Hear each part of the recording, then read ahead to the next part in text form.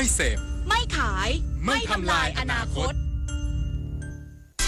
คนละครึ่งพลัสรู้ไหมใช้อะไรได้บ้างใช้ซื้อสินค้าอาหารเครื่องดื่มบริการนวดสปาทำเล็บทำผมขนส่งสาธารณะแต่เดี๋ยวก่อนถ้าจะนำไปใช้ซื้อสลากกินแบ่งรัฐบาลเครื่องดื่มแอลกอฮอล์ผลิตภัณฑ์ยาสูบบัตรกำนันบัตรเงินสดแบบนี้ไม่ได้นะครับที่สำคัญต้องจ่ายตามจริงห้ามทอนเป็นเงินสดห้ามรับแลกสินค้าหรือบริการคืนเป็นเงินสดนะคะดูรายละเอียดเพิ่มเติมได้ที่ www.konlakringplus.comนายกรัฐมนตรีสั่งการทุกหน่วยเตรียมพร้อมรับมืออุทกภัยภาคใต้พร้อมกำชับให้ทุกหน่วยงานปฏิบัติตามระเบียบและแผนเผชิญเหตุที่กำหนดไว้แล้วอย่างเคร่งครัดนายอนุทินชาญวีรกูลนายกรัฐมนตรีและรัฐมนตรีว่าการกระทรวงมหาดไทยกล่าวถึงการเตรียมความพร้อมในการรับมือสถานการณ์อุทกภัยในพื้นที่ภาคใต้ว่ารัฐบาลรับทราบถึงแนวโน้มการเกิดน้ำท่วมในช่วงเวลาดังกล่าวและได้กำชับให้ทุกหน่วยงานปฏิบัติตามระเบียบและแผนเผชิญเหตุที่กำหนดไว้แล้วอย่างเคร่งครัดทั้งนี้หลายจังหวัดได้จัดเตรียมมาตรการรองรับสถานการณ์พร้อมทั้งระดมกำลังและทรัพยากรเพื่อให้การช่วยเหลือประชาชนในพื้นที่อย่างทันท่วงทีสำหรับการเยียวยาความเสียหายจะดำเนินการตามหลักเกณฑ์ที่กำหนดเว้นแต่กรณีที่เกิดความเสียหายเป็นพิเศษซึ่งจะพิจารณาเป็นรายกรณีไปชวิสาปทุมมารายงานกรมอนามัยเตือนเข้าฤดูหนาวอากาศเปลี่ยนเสี่ยงป่วยโรคทางเดินหายใจโรคทางเดินอาหารได้ง่ายพร้อมแนะยกระดับดูแลสุขอนามัยโดยเฉพาะกลุ่มเปราะบางที่ภูมิคุ้มกันโรคต่ำแพทย์หญิงอัมพรเบญจพลพิทักษ์อธิบดีกรมอนามัยเปิดเผยว่า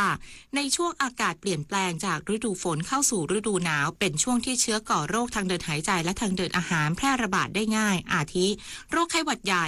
RSV และโรคหัดจำเป็นที่ประชาชนต้องดูแลสุขภาพให้ดีโดยเฉพาะกลุ่มเสี่ยงที่มีภูมิคุ้มกันต่ำทั้งกลุ่มเด็กเล็กผู้สูงอายุผู้ที่มีโรคประจำตัวเพราะติดเชื้อได้ง่ายและเมื่อติดเชื้อแล้วเสี่ยงที่จะมีอาการรุนแรงหรือมีโรคแทรกซ้อนอื่นที่ทำให้เกิดอันตรายต่อชีวิตได้ข้อแนะนำที่ดีที่สุดคือขอให้ดูแลสุขอนามัยส่วนบุคคลยึดหลักกินร้อนใช้ช้อนกลางหมั่นล้างมือสวมหน้ากากอนามัยเมื่อเข้าไปอยู่ในพื้นที่แออัดเด็กทารกขอให้เสริมภูมิคุ้มกันตามธรรมชาติด้วยการเลี้ยงลูกด้วยนมแม่และขอให้ผู้ปกครองพาเด็กไปรับวัคซีนทุกตัวให้ครบตามเกณฑ์ที่กำหนดสำหรับพื้นที่ภาคใต้ที่ขณะนี้เผชิญกับฝนตกหนักและสถานการณ์น้ำท่วมแพทย์หญิงอัมพรกล่าวขอให้เฝ้าระวังเรื่องสุขาภิบาลน้ำและอาหารโดยเฉพาะน้ำอุปโภคบริโภคขอให้ใช้น้ำบรรจุขวดหรือต้มก่อนใช้เพื่อระวังการรับเชื้อปนเปื้อนที่มากับน้ำรวมถึงขอให้เฝ้าระวังโรคที่มากับน้ำอาทิโรคฉี่หนูจากการลุยน้ำและเฝ้าระวังไม่ให้ยุงกัดเพื่อป้องกันการระบาดของโรคที่มียุงเป็นพาหะนฤมลอุดมพรรายงานสำนักงานสาธารณสุขจังหวัดอำนาจเจริญเตือนประชาชนระวังป่วยด้วยโรคและภัยสุขภาพในช่วงฤดูหนาวแนะนำเตรียมเครื่องนุ่งห่มกันหนาวให้เพียงพอดูแลร่างกายให้แข็งแรงและงดการดื่มแอลกอฮอล์ทุกชนิดนายแพทย์ปฐมพงศ์ปรุโปร่งนายแพทย์สาธารณสุขจังหวัดอำนาจเจริญเปิดเผยว่าขณะนี้ประเทศไทยเข้าสู่ฤดูหนาวแล้วทำให้สภาพอากาศมีการเปลี่ยนแปลงซึ่งอาจส่งผลต่อสุขภาพและเพิ่มแนวโน้มความเจ็บป่วยด้วยโรคและภัยสุขภาพในช่วงฤดูหนาวโดยแบ่งเป็น4กลุ่มคือกลุ่มโรคติดต่อระบบทางเดินหายใจกลุ่มโรคติดต่อทางเดินอาหารและน้ำกลุ่มโรคติดต่อนำโดยแมลงและกลุ่มภัยสุขภาพได้แก่การเสียชีวิตที่เกี่ยวเนื่องจากภาวะอากาศหนาวส่วนใหญ่เกิดจากภาวะหัวใจล้มเหลวเฉียบพลันเนื่องจากไม่มีเครื่องนุ่งห่มหรือผ้าห่มกันหนาวที่เพียงพอจึงขอแนะนำประชาชนในช่วงฤดูหนาวนี้ควรเตรียมเครื่องนุ่งห่มกันหนาวให้เพียงพอดูแลร่างกายให้แข็งแรงรับประทานอาหารที่มีประโยชน์โดยเฉพาะอาหารที่มีวิตามินซีสูงเช่นส้มฝรั่งมะเขือเทศดื่มเครื่องดื่มที่สามารถให้ความอบอุ่นแก่ร่างกายได้และโดยเฉพาะกลุ่มเสี่ยงได้แก่เด็กเล็กผู้สูงอายุผู้มีโรคประจำตัวและผู้พิการควรดูแลเป็นพิเศษเนื่องจากกลุ่มดังกล่าวหากป่วยจะมีอาการหนักกว่าคนทั่วไปนอกจากนี้ควรงดการดื่มแอลกอฮอล์ทุกชนิดเพราะแอลกอฮอล์เป็นปัจจัยเสริมที่ทำให้เสี่ยงต่อการเสียชีวิตในช่วงภาวะอากาศหนาวพงศิริศรีหานามสวทอำนาจเจริญรายงานจบข่าวคณิษฐายิ้มดีอ่านรับฟังข่าวครั้งต่อไปเวลา 10 นาฬิกาค่ะติดตามข่าวที่นำเสนอไปแล้วได้ที่ www.thainews.prd.go.th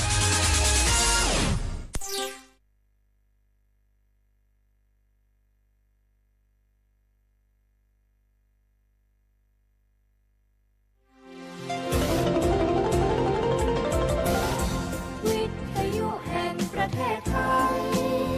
ให้ความรู้กู้ความสุข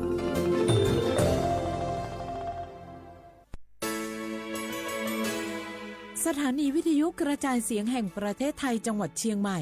AM 1476 กิโลเฮิรตซ์สถานีวิทยุภาคภาษาชาติพันธุ์แห่งเดียวในประเทศไทยที่มีความทันสมัยเชื่อถือได้สร้างอัตลักษณ์กลุ่มชาติพันธุ์สู่สากล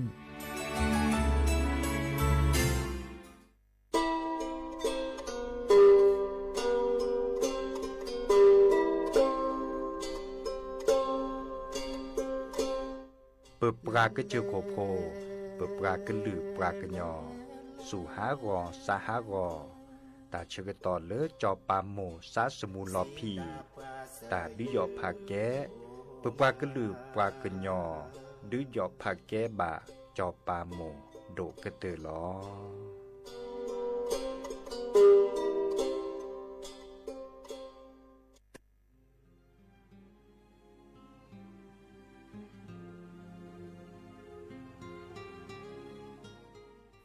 This is a moment of profound grief for the Kingdom of Thailand. The collective voices of Radio Thailand Chiang Mai join the Thai nation in mourning the passing of our beloved Queen Martha, Her Majesty Queen Sirikit. Her life was a testament to the unwavering service, grace, and deep love for the Thai people. Our humble condolences and thoughts are with His Majesty the King, the royal family, and all the Thai people during this deeply sorrowful time. We will remember her forever.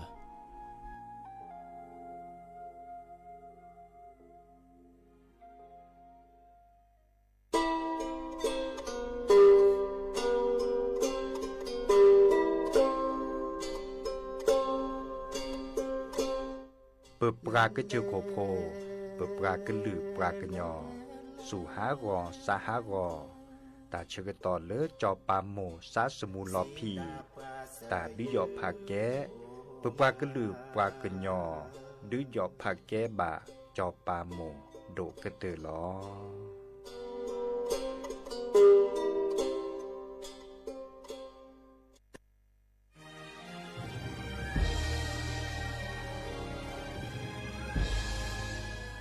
เกิดเป็นคนไทย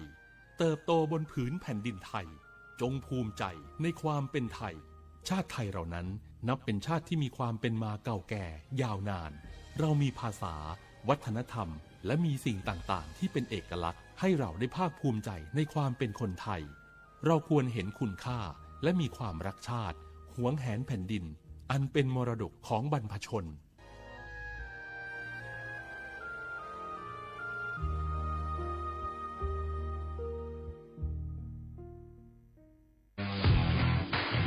รัฐบาลไทยประกาศสงครามสแกมเมอร์รัฐบาลจึงได้ประกาศสงครามกับสแกมเมอร์ในฐานะที่สแกมเมอร์เป็นวาระแห่งชาติและในวันนี้ผมก็ได้ใช้โอกาสนี้มารายงานความคืบหน้าและเน้นย้ำถึงสิ่งที่เราต้องร่วมกันทำต่อไปรัฐบาลได้จัดตั้งคณะกรรมการอำนวยการป้องกันและปราบปรามอาชญากรรมทางเทคโนโลยีขึ้นมาโดยมีผมเป็นประธานด้วยตนเองเพื่อให้ทุกหน่วยงานทำงานไปในทิศทางเดียวกันเราได้มีการลงนามบันทึกความเข้าใจระหว่าง 15 หน่วยงานหลักทั้งภาครัฐและภาคเอกชนตลอดจนสถาบันการเงินเพื่ออุดช่องโหว่ทางการเงินและตัดเส้นทางเงินของกระบวนการอาชญากรรมเหล่านี้ให้สิ้นซากรวมพลังคนไทยต้านภัยสแกมเมอร์นายอนุทินชาญวีรกูลนายกรัฐมนตรี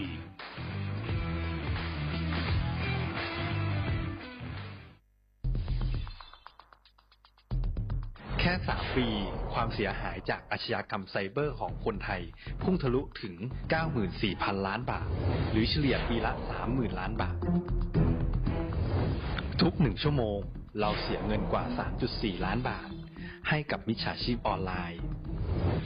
โจรไม่เห็นใจคนอาชีพไหนอายุเท่าไหร่สถานะทางการเงินแบบใดหมอพ่อค้านักธุรกิจนักเรียนแม่บ้านข้าราชการเกษียณทุกคนตกเป็นเหยื่อได้เสมอและวันหนึ่งอาจเป็นคุณหรือคนที่คุณรักพ ราะจุดอ่อนร่วมของเหยื่อคือความเร่งรีบ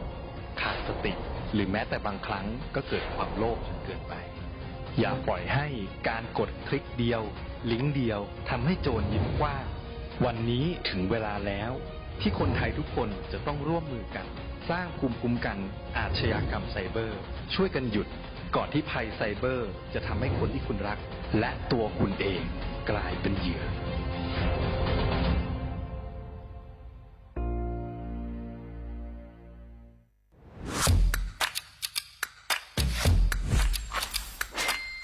กลับมาแล้ววันนี้กับโครงการคนละครึ่ง plus รัฐออกครึ่งประชาชนออกครึ่งช่วยเศรษฐกิจไทยหมุนเวียนเติบโตถ้าเราช่วยกัน plus ต่อยอดให้เศรษฐกิจไทยเติบโตอย่างยั่งยืนด้วย5 plus plus ที่1เพิ่มช่วงอายุผู้เข้าร่วมโครงการจาก 18 ปีเป็น16 ปี plus ที่2เพิ่มวงเงินใช้จ่ายจาก150 บาทเป็น200 บาทเพิ่มพลังซื้อของประชาชนเพื่อกระตุ้นการหมุนเวียนในระบบเศรษฐกิจฐานรากลดภาระค่าครองชีพ plus ที่3เพิ่มสิทธิพิเศษด้วยการดูแลผู้ที่อยู่ในระบบภาษีให้ได้รับสิทธิพิเศษมากขึ้นเพื่อสร้างแรงจูงใจให้ทุกคนร่วมอยู่ในระบบอย่างโปร่งใส plus ที่4เพิ่มโอกาสให้นิติบุคคลขนาดเล็กเข้าร่วมได้ให้ธุรกิจเติบโตเป็นกำลังสำคัญของเศรษฐกิจไทย plus ที่5เพิ่มทักษะใหม่เพื่อพัฒนาให้ร้านค้านำความรู้ใหม่ๆมาช่วยเพิ่มยอดขายลดต้นทุนเรียนรู้เติบโตและปรับตัวไปกับเทคโนโลยีใหม่เพื่อสร้างเศรษฐกิจที่แข็งแกร่งจากคนละครึ่งสู่คนละครึ่ง plus ไม่ว่าจะสั่งข้าวคนละจานชาเขียวคนละแก้วขนมเค้กคนละชิ้นหรือหลายๆชิ้นก็ใช้ส่วนลดได้ทันทีสูงสุดวันละ200 บาทแถมใช้กับฟู้ดเดลิเวอรี่ก็ยังได้สำหรับประชาชนไทยอายุ16 ปีเป็นต้นไปสมัครรับสิทธิ์ผ่านแอปพลิเคชันเป๋าตังวันที่ 20-26 ตุลาคม 2568 สำหรับร้านค้าที่สนใจร่วมโครงการสมัครได้ผ่านแอปถุงเงินวันที่ 15 ตุลาคมถึง 19 ธันวาคม 2568 แล้วเตรียมพร้อมรับลูกค้าจากทั่วประเทศเพราะนี่คือโครงการที่คนไทยทุกคนช่วยกัน plus เพื่อให้เศรษฐกิจไทยโตไปพร้อมกันโครงการคนละครึ่ง plus ดำเนินการภายใต้เป้าหมายที่ชัดเจนของรัฐบาลในความต้องการกระตุ้นเศรษฐกิจลดภาระค่าครองชีพให้ประชาชนและยกระดับศักยภาพผู้ประกอบการไทยให้พร้อมในยุคดิจิทัลโดยยังคงยึดหลักความโปร่งใสตรวจสอบได้และป้องกันการใช้สิทธิ์ที่ผิดวัตถุประสงค์คนละครึ่ง plus เพิ่มพลังเศรษฐกิจไทยพร้อมโตไปด้วยกัน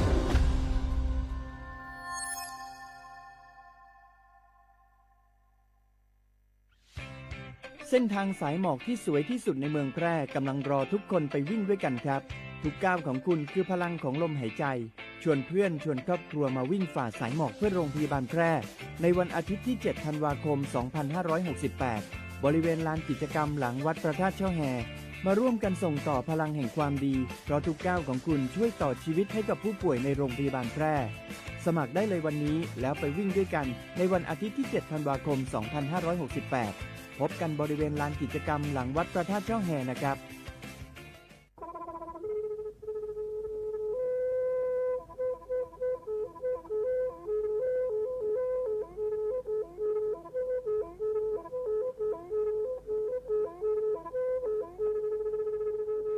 มือนีมือซอเลอะ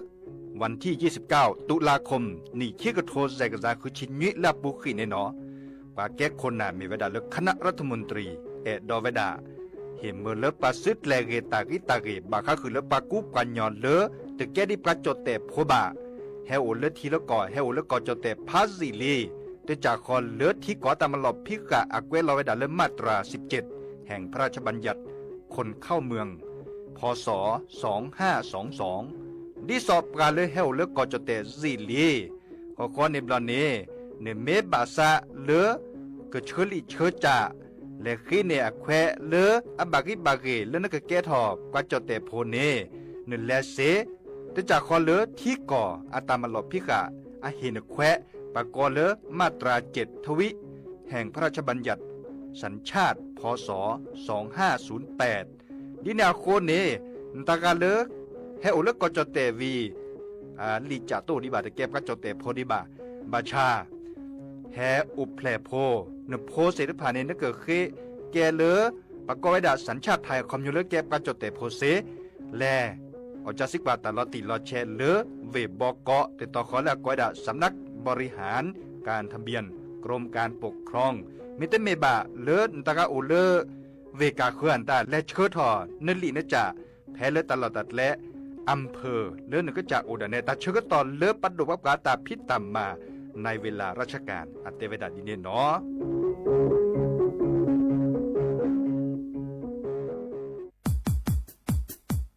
ดอปูแวปากญอโพนเมบาสะสู้อ่อนมืออ่อนเลวิทยุกันลิลอกอจเตเวกีแมตตอนยาอีบอบบาเนบาคักเล่นตาพิตามาตาพิออมมาออจดแต่กว่าก็ได้และสนใจโฆษณาเนื้ออดจัดสิกว่าสวทเชียงใหม่เบอร์โทรศัพท์053 276 068เมตเมบะ092 246 8579เซทอโบลอ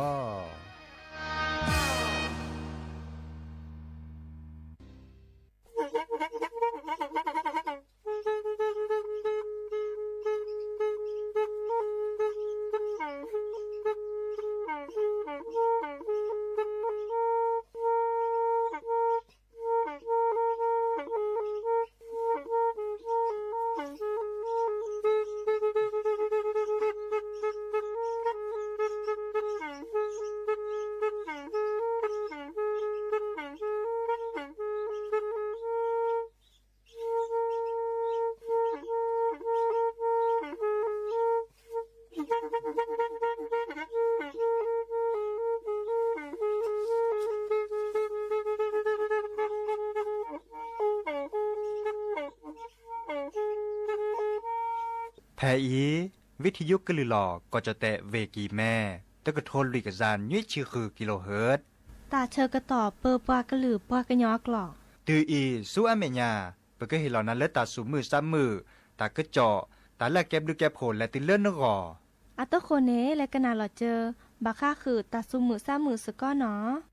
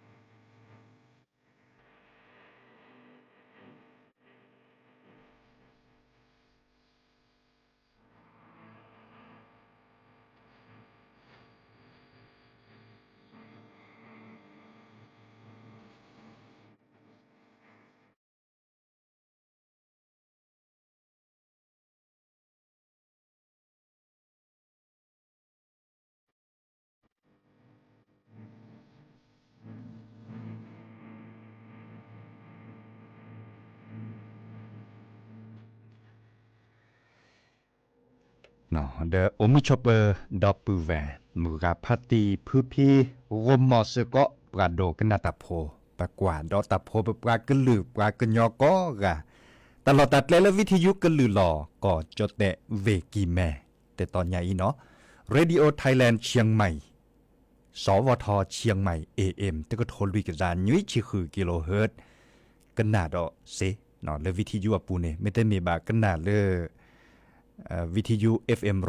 103.50 เมกะเฮิรตซ์เซจิแต่ต่อคอนเลยพระอาจารย์นิคมกว่าแชร์ไว้ดะเลย FM 104.25 เมกะเฮิรตซ์แต่ต่อคอนเลยพับบักโคพัตตีเลือดพรกว่าแชร์ไว้ดะเดกันนาดอเซจิเราชอดเอาไว้เลือกกว่าพอดีโพสต์ดูทอซอสู้ออกเมื่อออกเลยโทรศัพท์เนาะเมื่อออกเลยอินเทอร์เน็ตคอมพิวเตอร์ตาจานเนี่ย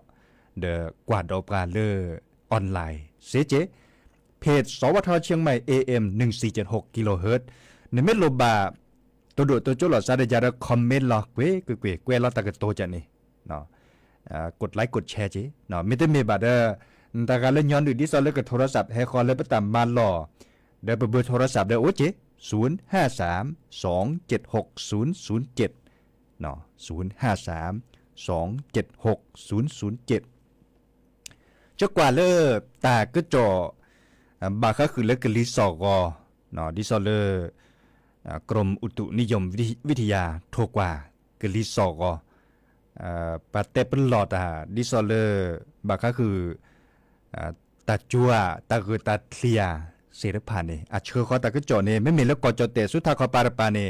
มุโคกจูจกาลอเนาะตาก็คือก็คลีโดทอรอชอดไว้ตาเชอตอนเลมือวอคอเซนารีคุนารีวอคอทั้งหมดเนาะเซนารีลุยนารีเซนารีวอคอนี่เนาะตาก็คือก็คลีรอเบื่อรอปจอรอระเนาะตาเลปะบัดอยู่ซะอุตามีไว้ดาเลกลิสอกอชอตอเลียซาเดบาก็คือตาชุตาชาเลตาบัดเมื่อตาจันนี่ตาตนิยายเนาะก่อนเนี่ยตาสอตาแซดิซอเลวิทยุบาก็คือเลก็ได้รายการชาติพันธุ์รู้ทันภัยเพลเวลำปางเดก็สอก็เซทอจิเนาะบาชาเพิ่นก็ลือกับทานี่ก็สอเซทอเลเซนารีเมื่อฮัลลอคอเนาะเซนารีและติเลคุนารีเนาะข้อในบลอนี่คุนารีติเลญินารีเดเฮตุกอลดอซาเลวิทยุก็ลือหลอก็จเตแต่ตอนใหญ่อีเนาะวิทยุแจ้งเตือนภัยด้วยคันเนี่ยบาก็คือเลปะเตปหลอเป็นดอคือปือพวกเต่ามูนี่ล่ะตาคือตัดโลเนาะโอทอดมีเกดิจากเกเลรอชอดาแวแกปะโดว่าปราตาพิตามาเลรัฐบาลอัตพิตามาดิซอเลอาเกตาพิตามาเลเก็บลือแกโผล่ปือพอแวพอก่อเด้อเปเกเฮเตสิญญาคือดอปูแวเนาะเตเลกลิซอกอเตเลตาเปิ้นหลอดมีเกดิจากเกเนาะปะก็เลยมิจฉาชีพเมเกสแกรมเมอร์อะก้อยดาดีเนี่ยเนาะดิซอเลแค่นี้เนี่ยรัฐบาลเนี่ยซึดแล้วดาอะเกมุ่นเนาะเหรอเมวดาเลปะบาตาจิกุระเนาะแค่นี้เนี่ยดิซอเลปะเกดออนไลน์เมเกเนาะบางกับพลิซับกับโทรศัพท์ตัวโดดตัวโจเดปะกูอัดหลัวเจียนตาแค่นี้มาไว้ดาเล AI เนาะปะเลอาจิกุนะเสรพานี่มาไว้ดาเล AI เดคันเนี่ยคอมยูนิแลจะหรอ AI เนี่ยมีไว้ดาเลมาทอปะกอเลตาเสตาเจดิซอเลมาไว้ดาลอกอะดิซอนพลลีเนาะมาซาดิซอเลเกทอซื้อโพซอทออาชีพบุเชกาเลซื้อโพมาเมซุเมซาเลนพลลีเมซุเมซามาเวดาเซเมื่อโปรแกรม AI เมื่อเลคอมพิวเตอร์เนาะเมื่อนเกนเนาะเรจอวานตาปรับทารานาลิเนนเมตัวโดตัวโจหลอซาวิดีโอคอลหลอซาจันนี่เนาะวิดีโอคอลดิซอเลตัวโดตัวโจหลอซาเนี่ยมาเวดาเซละเจมาเวดาดื้อนึกว่าเขาดื้อลอกะญอเลนึกปืนนึกแหวลอกะญอเลนึกมือกับพาตีอะเกี่ยวก็เคลื่อนเนี่ยเนาะบาชาไม่มีปากก็หรือปากกันยอปาตัวโดดตัวโจหลอซาดิซอเลปากกจิกูดิซอเลให้เปิดแล้ววิดีโอคอลนะคือก็ได้เจเนาะมีเวดา AI เมื่อมาเวดาบมาดอปึกวอดจิดอบมาปากกันยอกว่าบาชาปากกันยอกว่าเซตโจหลอซาได้ทีคอเนี่ยคือมาพักก่อนเนี่ยจิมอจ่าเดไม่จ่าเลมาเซียมาเวดาเซจอไปเตรอกว่าปากยอดแต่เวดิโซโซสิญญาณเปิดเลยปากยออักวอเนาะนิบลอเน เมื่อแล้วก็จากก็ลือท้าตะกะตวนตาเมื่อแล้วก็จากก็ลือเนาะบาชาตากวันตาปราบพลาไว้ดาเลินพลเลียกอเนาะอันนี้คันเนบาดบาเลอากมาไว้ดาเสเนาะวิดีโอคอลกว่าตะใครได้เปิดโผล่ประตูโดดโผล่เดตัวปักยอเสเจจะนี่หมอไปเตกนาโดเนาะตัวปักยอเสเจบาชาก็ลือปอลอกามุนเนาะบ่ตามีเกริจากเกเนอสิญาดิซอเลเปตาเกตัดล้วนตาตึเหลือด้วย10%บ่อะคอมโยเลไม่เมนเลยปกก็ลือว่ากันยอนตาปกกัวเนี่ยก็ได้เจ็บบาชาปาละกุญยอนในเมวดาส่วนเมื่อแล้วจอดแต่อักวอเนาะเมื่อแล้วจอดแต่กวนตาดิซอเลบาตกากาเนมักมาตาโดดชี้เนาะบากาผ่านในลุผ่านในเจลธนาคารปวนตาก็ขอในบลอนเนไปให้จิกูดาเนเกิดมาทออาเกียกอดิซอเลเกเจ้าหน้าที่ธนาคารมีเกเกิดมาทออาเกียกอเลเกทอซื้อโพเกทอปลิโพเกทอเยซันตาเฮตัวโดดตัวโจบกาเตวดาสักเกเยซันสักกว่าเตออีนึกว่าสัตตัวโดน่าจะแค่ซิโซโดล่ะอามาเวดาเซเนาะบาชาตาเคเลเคชเวโอเลปือโพแวโพดิซอเลเป็นหล่อละซะเนาะแต่บัดพื้นซีปอซีบะไม่โตก่อตาเสรภัยตดที่ละซะเนาะชั่วโมงกันยากย่อบาลาเตปลีเตพื้นบาในโอเจนั่นบาเชิญนึกโลนเจดีเนี่ยนั่นก็บามาเกนตาเกดีอ่ะนั่นก็บาเกลเกดีอ่ะก็บามันละเคลอ่ะไม่ได้เคลบาดื้อก็บาตาจีญอเมบันเตนึแล้วขอบปัวเมปักเลมามาซอนนะดินาโคในบักเลเกอาเกตเคลนั่นบามาดีนั่นก็บาตดที่ละซะเนาะนั่นก็บาตดที่ละซะเลยอันมีเหมือนเต็มเมียบแล้วแต่ใครโอ้ทอมเมโตทอบันแล้วเนาะไม่เสมือบาดดิซอเลซื้อบาดตัวโดตัวโจดีบ่าไม่ตัวโดตัวโจเดแต่เลจะกันแลออกจากสิกว่าตลอดติเราเชลธนาคารดาแวจะกันแลแล้วตลอดตัดเลดาแวแล้วจะกันจากแค่ข้อเริ่มมือนี้มือซอดินเนตาจานี่เนาะบาดบลาแฮปปี้ทออันมีนก่อนในโอเจาะแกเจ้าหน้าที่นก่อนได้แฮตัวโดตัวโจกันในโอเจมาจากจิกะตู้น่าโจยยอบ่ะเนาะตู้ยยอบ่ะเนาะดินาโคเนปาเลกตัวโดตัวโจนั่นเลยออนไลน์ปูอันตาดิซอเลFacebook เมเกเพจแต่มีเกได้จากเกเนาะเดอโอเลตาตุดทีลาซาชิแกเมปกาก็ลือว่ากันยอมชั่วโมงเลยบาตาจิกวนตาเนี่ยอาก็กอดเจเนาะจิเทียเดียโดเนโอบาชาบาเซียแต่เมเลบาเซบาบาปุลอซากอกะปากันยอปาเตอกาเกตกาเกียปาบาตาจิกุเนี่ยเซกอกามอนไม่ได้เตอนไม่ได้ตุดทีลาซาไม่ได้สติลาซาบะเนาะดีแนวคนเนี่ยเฮเต้คือปือพอไว้พอบาก็คือเลย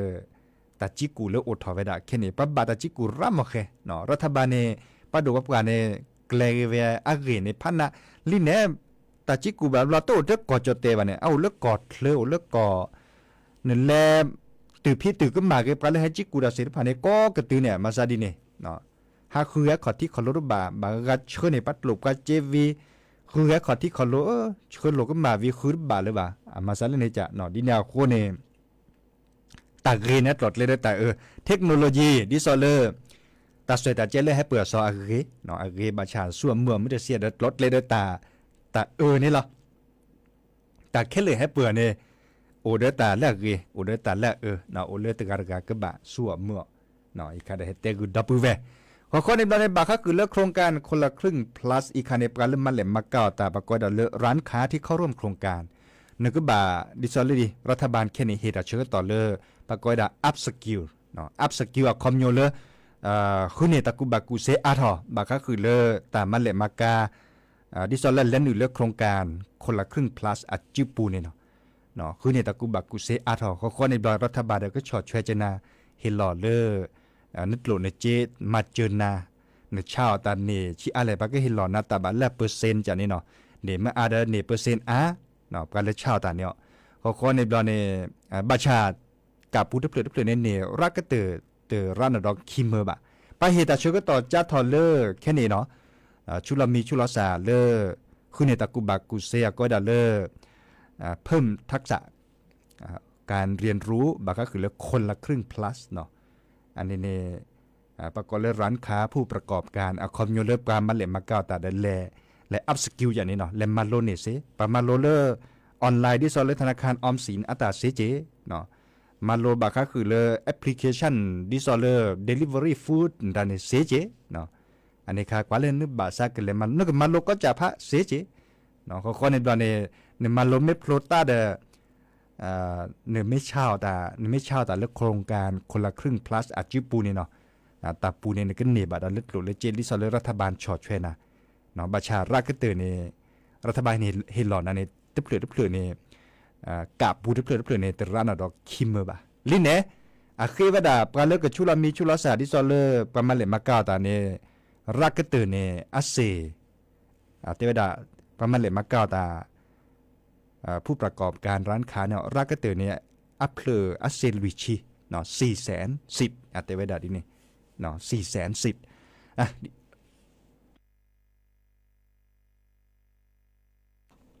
ดินาโคนี่เด้อเปอแฮบบบักดอปูเวอาเกตาพิตามมาเลอปะดุว่าประกาศพิตามมาเชื่อมือหลานแล้วก็เก็บลึเนาะรอคอดนี้ยายจะก็เตะดับไงหรอมีเวลาจะเตะดับใครเนี่ยโอเดตักกจ่อโอเดตักกูบักกูเซโอเดตาเตะปลอบปดอนตาเลือเปเลยช่วยลิดินาโคเนี่ยแต่เชื่อก็ต่อเลืออบเหล็กเดี๋ยวจะก็แปลกนาตาสวิตะเปลือกคิเปลือกคอในดอนเนี่ยเกิดแรงเลือดเลือดทาเนาะแค่มาหาคอดแฮกิโตกอลซาคุนารีติเลยุนารีเนาะมอนโกชวดเลเบมือซับพริกกะตับลือเนาะ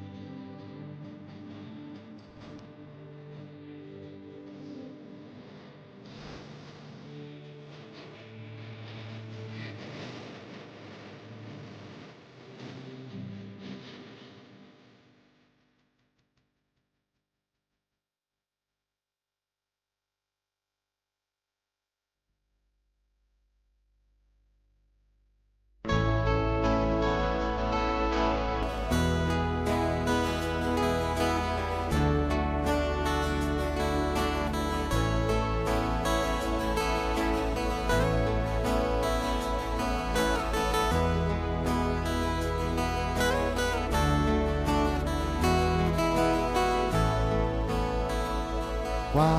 ท้อกูดอนตาแลกว่าเลยเกิลาดาแวกว่าท้อกูดอนตาดีกว่าเลยซออีอาตาวี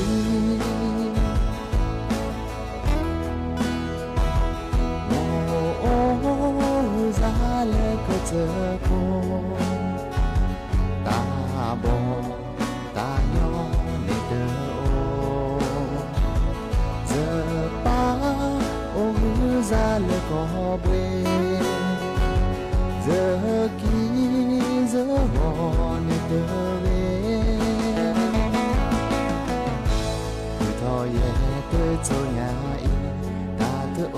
โดตาเตอเวจะไม่โชว์โมชีลอสากระเลเยสีอาวลา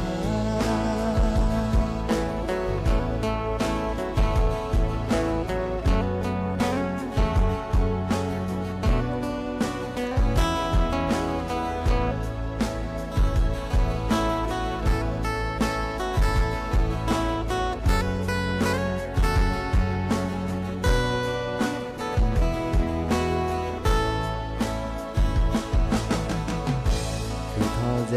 เตอโจญาอีตาเตอโอโดตาเตอเกเยไม่โชโมชี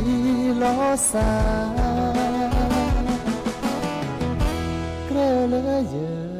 สีอาวลา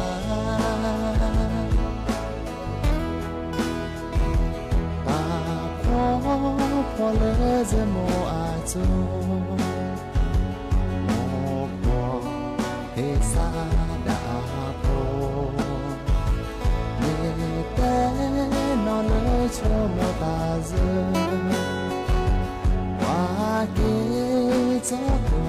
อาเจอีเบเนเนซาเลเซวอฮืเนสีเดชอเท我和那水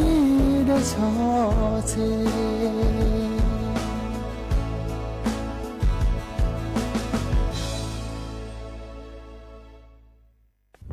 dah usapang kita kibar belajar. Kalau besar ni perani berutar tersile ba. Pesah kan bakada sinya thala dah sinya thala ba.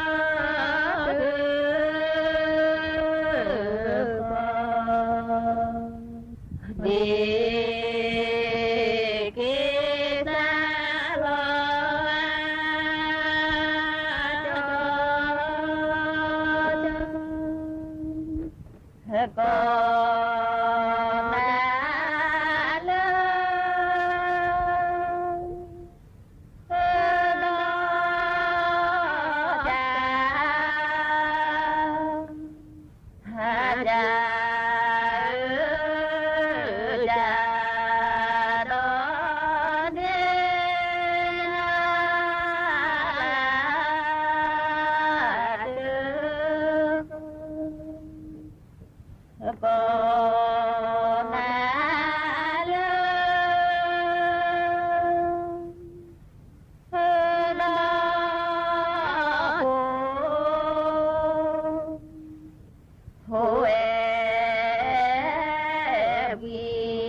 Hãy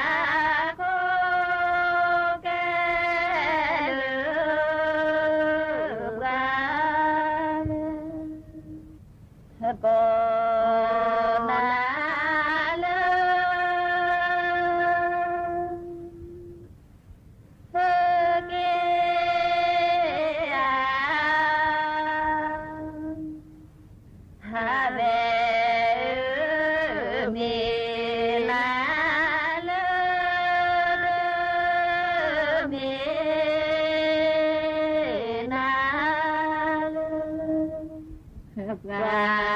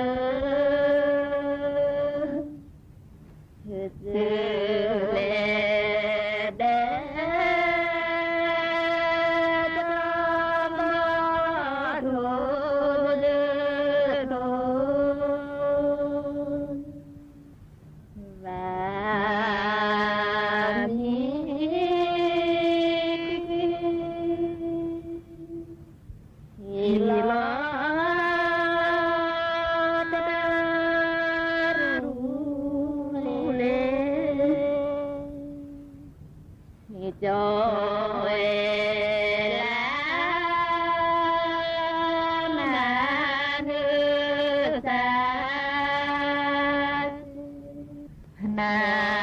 Ghiền Mì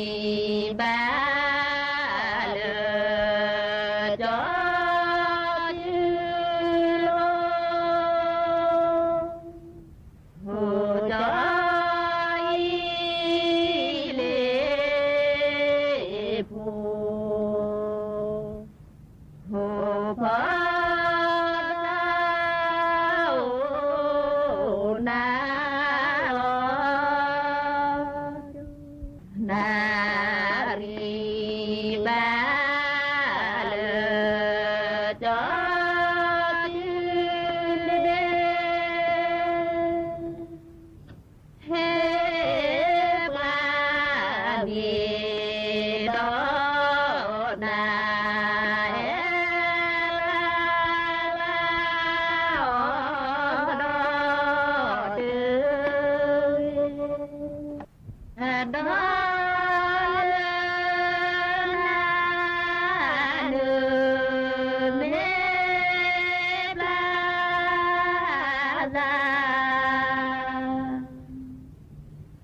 để không bỏ lỡ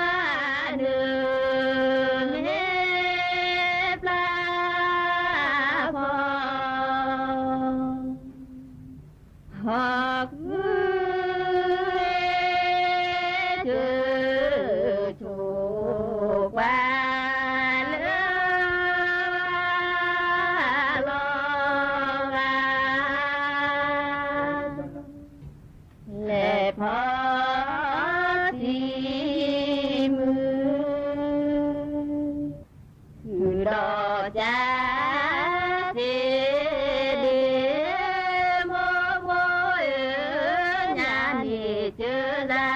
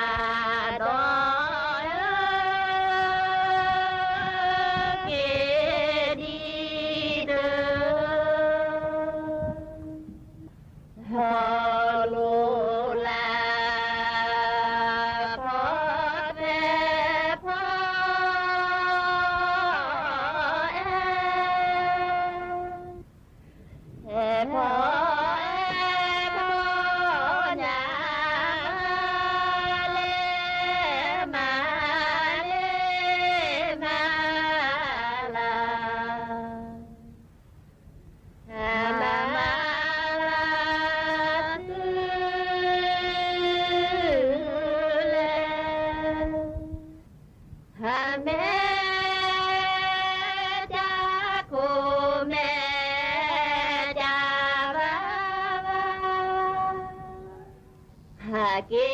เลเดโมเมนูนาปาเนจา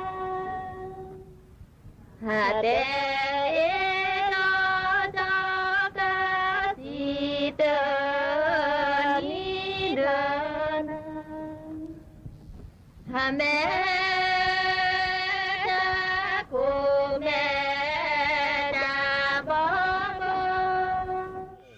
รู้เร็วรู้จริงเกาะติดทุกสถานการณ์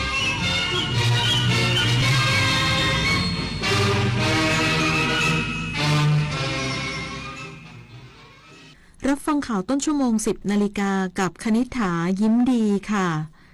รัฐมนตรีว่าการกระทรวงอุตสาหกรรมกำชับหน่วยงานที่เกี่ยวข้องติดตามสถานการณ์น้ำท่วมสงขลาอย่างใกล้ชิดโดยให้เกิดผลกระทบน้อยที่สุดอีกสักครู่กลับมาติดตามรายละเอียดค่ะ ขอเชิญประสบกนิกรชาวไทยร่วมน้อมรำลึกในพระกรุณาธิคุณในงานเฉลิมพระเกียรติสมเด็จพระเจ้าพักคินีเธอเจ้าฟ้าพิชรัตนราชสุดาสิริโสภาพันนวดีเนื่องในโอกาสวันประสูติครบ100 ปีวันที่ 24 พฤศจิกายน 2568 ณ วัดพระปฐมเจดีย์จังหวัดนครปฐมพร้อมกิจกรรมถวายพระกุศลเพื่อแสดงความจงรักภักดีแด่พระองค์ผู้ทรงเป็นแบบอย่างแห่งความเพียรและความงดงามในหัวใจไทย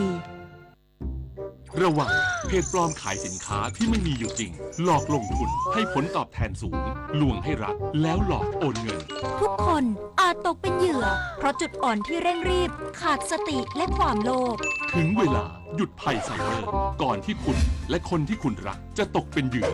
ออนไลน์อย่างมีสติจำให้ขึ้นใจถ้ารีบโอนโจรยิ้มแน่นอนมาสร้างภูมิคุ้มกันคนไทยป้องกันภัยไซเบอร์แสนอาลัยสมเด็จพระพันปีหลวงไทยทั้งปวงหมองหม่นก่นร่ำให้พระผู้เสด็จสู่ฟ้าสวรรคาลัยแนบดวงใจตามพระบาททุกชาติภพปวงประชาน้อมสำนึกในพระมหากรุณาธิคุณเป็นล้นพ้นอันหาที่สุดมิได้ข้าพระพุทธเจ้าคณะผู้บริหารข้าราชการและเจ้าหน้าที่สถานีวิทยุกระจายเสียงแห่งประเทศไทยกรมประชาสัมพันธ์ปฏิบัติการ Re-X-Ray เริ่มแล้วทั่วประเทศค้นหาผู้เสพเข้ารับการบำบัดและล่าผู้ค้ายาเสพติดให้หมดสิ้นจากทุกพื้นที่ร่วมเป็นหูเป็นตาไม่ปกป้องคนผิดเพราะความร่วมมือของเราคือกำแพงสำคัญในการป้องกันพบเบาะแสยาเสพติดหรือเจ้าหน้าที่รัฐเกี่ยวข้องแจ้งได้ที่สายด่วนปปส1386ร่วมกัน Re-X-Ray เพื่อสังคมไทยปลอดยาเสพติดไม่เสพไม่ขายไม่ทำลายอนาคต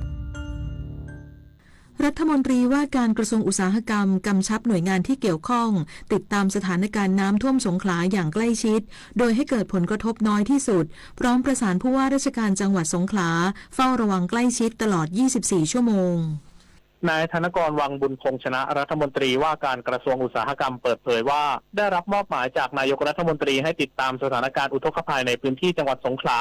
ซึ่งขณะนี้เกิดขึ้นเกือบทุกพื้นที่โดยเฉพาะในเมืองหาดใหญ่บางจุดท่วมสูง 1-2 เมตรทางร้านค้าประชาชนได้รับความเดือดร้อนเป็นจำนวนมากอุตสาหกรรมจังหวัดสงขลาจึงได้สั่งการให้เจ้าหน้าที่สำรวจข้อมูลเบื้องต้นเกี่ยวกับสถานการณ์ในพื้นที่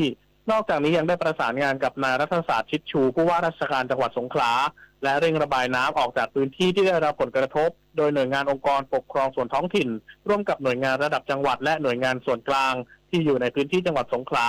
ติดตั้งเครื่องสูบน้ำในพื้นที่ที่ได้รับผลกระทบและเร่งระบายน้ำออกจากพื้นที่ดังกล่าวอย่างเร่งด่วนแล้วนอกจากนี้ยังมีการจัดบ้านพักชั่วคราวให้กับประชาชนที่ประสบอุทกภัยช่วยอำนวยความสะดวกในการขนย้ายสิ่งของขึ้นที่สูงและจัดตำรวจแขวงทางหลวงและองค์กรปกครองส่วนท้องถิ่นช่วยอำนวยความสะดวกด้านการจราจรในพื้นที่อีกด้วยอย่างไรก็ตามแนวโน้มสถานการณ์ในพื้นที่ยังคงมีฝนตกอย่างต่อเนื่องปริมาณน้ำในลำน้ำต่างๆยังเพิ่มสูงขึ้นจึงยังต้องติดตามเฝ้าระวังสถานการณ์ในพื้นที่เสี่ยงอย่างใกล้ชิดตลอด 24 ชั่วโมงปฏิพล สทัพพรหมารายงานจากจังหวัดสงขลาขณะที่จังหวัดสงขลาเร่งจัดการสถานการณ์อุทกภัยในพื้นที่อำเภอหาดใหญ่หลังปริมาณน้ำเพิ่มสูงต่อเนื่อง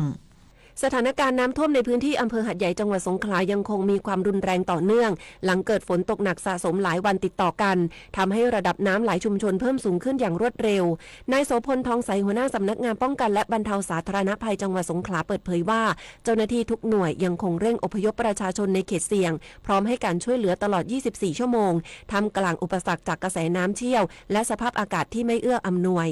ด้านการบริหารจัดการน้ำจังหวัดได้เร่งระบายน้ำจากจุดวิกฤตบริเวณคลองแหเพื่อป้องกันไม่ให้น้ำเข้าท่วมเขตเมืองชั้นในเพิ่มเติมโดยประสานขอกำลังสนับสนุนเครื่องสูบน้ำใหญ่จากกรมชลประทานและกรมป้องกันและบรรเทาสาธารณภัยจากพื้นที่อื่นที่ไม่มีน้ำท่วมเบื้องต้นเครื่องจักรชุดแรกได้ทยอยเข้าพื้นที่แล้วขณะที่น้ำทะเลหนุนยังเป็นอุปสรรคสำคัญในการระบายน้ำยังไม่เป็นไปตามเป้าหมายทั้งนี้เขตเทศบาลนครหาดใหญ่ได้มีการประกาศแจ้งเตือนธงแดงจำนวน103ชุมชนหลังปริมาณฝนสะสมสูงถึง595มิลลิเมตรเกินระดับปีที่เคยเกิดอุทกภัยใหญ่และแก้มลิงคลองเรียนไม่สามารถรองรับมวลน้ำได้จนต้องระบายลง